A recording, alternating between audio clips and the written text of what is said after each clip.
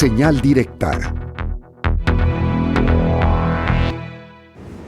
Estamos de regreso en esta tercera emisión de Señal Informativa y hoy para hablar de un tema por demás interesante y por ello queremos saludar a través de la vía del Zoom al maestro Gerardo Varela Navarro. Él es coordinador de la Licenciatura de Desarrollo de Sistema Web de la Universidad de Guadalajara. Maestro, bienvenido, muy buenas noches. Muy buenas noches, gracias y un abrazo a toda tu audiencia. Gracias, maestro. La Ley Federal de Ciberseguridad, ¿en qué consiste esta ley y cómo nos impactará en el día a día a los ciudadanos? Bueno, hay que poner de antecedente que este es un proyecto de decreto que tiene casi un año, que parte del 25 de abril de 2023 por el diputado Javier López Casarín. Entonces, esta propuesta, más que nada, define a una agencia nacional de ciberseguridad encargada de cuidar y coordinar todo aquello que tiene que ver con hacer buen uso de infraestructura de información, de datos personales. También define muchos delitos informáticos que ya tenían una definición previa en 2015, ¿sí? Y obviamente en sus artículos y transitorios ha sido o ha tenido una gran controversia porque llega a decirse que la privacidad es una cuestión que hay que cuidar más, en el sentido que podría verse afectada bajo, digamos, mecanismos que no están muy bien definidos, así como también esta parte de libertad de expresión pudiera verse afectada de una forma muy, muy fuerte, ¿no? Esas son las dos grandes cosas que yo veo que podría afectarnos o que pudieran ser consideradas como negativas. Además de ello, pues obviamente en esta materia nosotros en México tenemos muchos años de atraso. Es necesario y sí urge ya tener un decreto en esta materia, porque de verdad que cada año o cada que pasan o que avanzan las tecnologías, traen nuevas cosas que no han sido consideradas y ahí empiezan muchas controversias en cómo medir, cómo sancionar, etcétera, ¿no?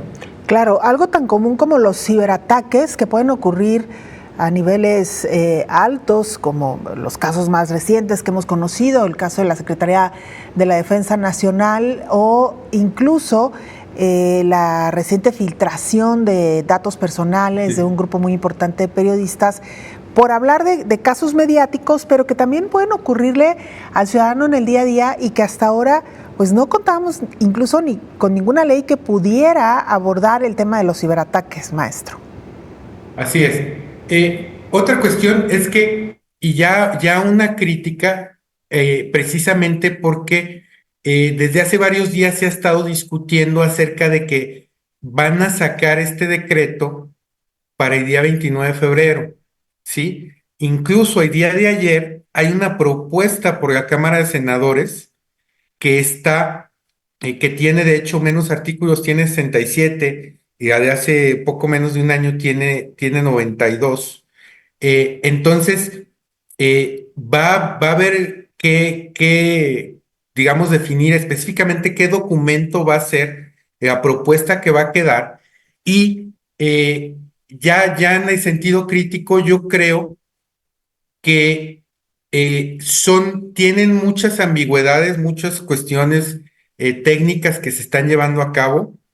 Creo que se deben definir mejor mucho en las sanciones y también en la tipificación de qué delito va a ser considerado, digamos, como dañino, y también definir muy bien qué mecanismos y qué instancias van a operar con una queja, ¿no? O con una demanda.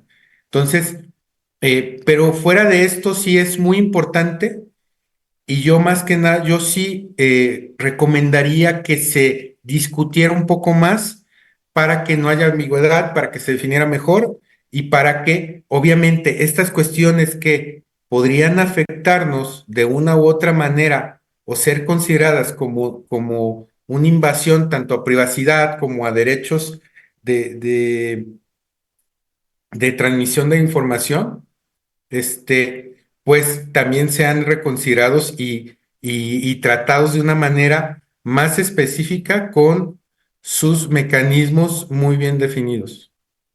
Maestro Gerardo, lo saluda Víctor Magaña. Justamente en este tema sí me gustaría ahondar un poco más porque esta propuesta que hace justamente Casarín, hay estas ambigüedades que usted señala, ¿no? Algunos de los artículos dicen que incluso van a cometerse un delito en caso de que cualquier persona borra o suprima datos informáticos electrónicos. Esto es suponiendo que yo compro una computadora, ¿no? Y la formateo, pues en esta ambigüedad estaría yo incurriendo en un delito.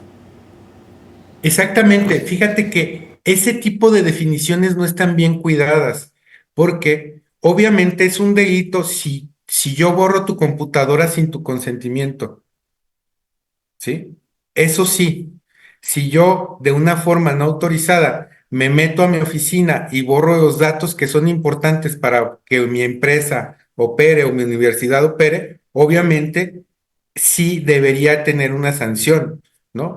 Pero como se puede interpretar, precisamente ahí entramos en estos temas de ambigüedades. Se deben definir mejor esta tipificación, ¿sí? Porque sí quedan ahí cosas como en el aire, tanto en tipificación como decía en mecanismos, porque precisamente en ese artículo que dice que si yo me expreso en redes o en internet, pudiera ser considerado como que estoy dañando a la patria, a una persona o difamando, etcétera, cuando quizás mi intención era poner un meme, ¿no? Entonces, exactamente en qué tipo de casos se considera digamos, esa sanción. Claro. Y además también ahora vamos hablando con el tema de la libertad de prensa y la libertad de publicación de Expresión. información, específicamente, maestro. ¿Qué va a pasar también en el momento con lo que se conocen como las filtraciones? Justamente esta información que las autoridades no quieren que se revelen porque es evidentemente un tema de corrupción, un tema de delito, pues también al momento de publicarlas, el medio de comunicación o el periodista estaría incurriendo también en este delito al momento de hacer una publicación de interés periodístico. Fíjate que eso no está propiamente definido de una forma específica. Por eso te digo que sí se puede prestar a una interpretación errónea. O sea, realmente, pues aparte de hecho sí define los derechos y obviamente que unos precisamente que se sigan con intenciones de libertad de expresión, perdón. Entonces, pero la cuestión ahí es precisamente que este decreto surge precisamente, ha habido otros intentos anteriores en años pasados, pero este específicamente surge por ese hackeo que hicieron a la Sedena, ¿sí? Y que sí ahí buscan proteger, porque precisamente si tú te metes a un sistema en donde ese sistema está protegido por un usuario y una contraseña y obtienes datos, si estás incurriendo en un delito y una sanción. Eso está definido desde 2015, pero no estaba aterrizado a las cuestiones que están sucediendo ahora. Precisamente en este caso de Sedena, esta filtración se dio por un hackeo de una cosa que se llama vulnerabilidad de día cero. ¿Qué es esto? Que un software, que en este caso fue un manejador de correo, tuvo un problema de seguridad y en el día que se informó que existía ese problema, los hackers atacaron, ¿sí?